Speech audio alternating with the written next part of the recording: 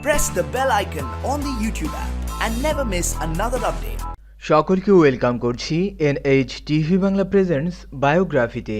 বায়োগ্রাফির এখনকার আয়োজনে আমরা জানার চেষ্টা করব বর্তমান সময়ের অন্যতম আলোচিত ব্যাটসম্যান বিরাট কোহলি এর সম্পর্কে।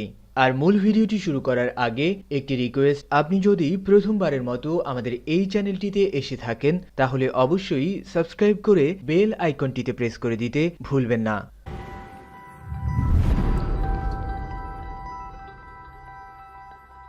বিরাট কোহলিকে বলা হয় বর্তমান সময়ের টেস্ট কিংবা ওয়ানডে উভয় ফরম্যাটের বিশ্বের নাম্বার ওয়ান ব্যাটসম্যান। একের পর এক পুরনো রেকর্ড ভেঙে নতুন রেকর্ডের মালিক হচ্ছেন ভারতীয় এই ব্যাটিং জিনিয়াস। সুনীল গাভাস্কর, সচিন টেন্ডুলকারদের পরবর্তী সময়ে ভারতীয় ক্রিকেটের রূপকথার নায়ক হচ্ছেন তিনিই। দুর্দান্ত ক্রিকেটীয় স্কিল আর ধারাবাহিক সাফল্য তাকে নিয়ে গেছে এক অনন্য উচ্চতায়।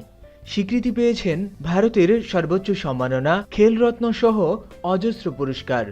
বিরাট কোহলি 1988 সালের 5 নভেম্বর দিল্লির এক পাঞ্জাবি পরিবারে জন্মগ্রহণ করেন।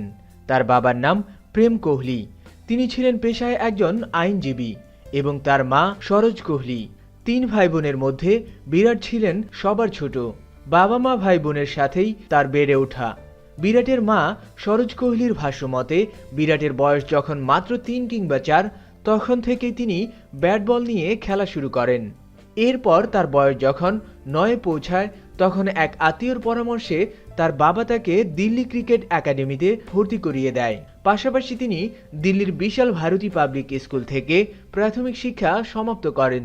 দিল্লি ক্রিকেট একাডেমিতে বিরাট কোহলি রাজকুমার শর্মার তত্ত্বাবধানে ক্রিকেট প্রশিক্ষণ নেওয়া শুরু করেন এবং মাত্র 15 বছর বয়সেই দিল্লির অনূর্ধ্ব 15 দলে সুযোগ পেয়ে যান।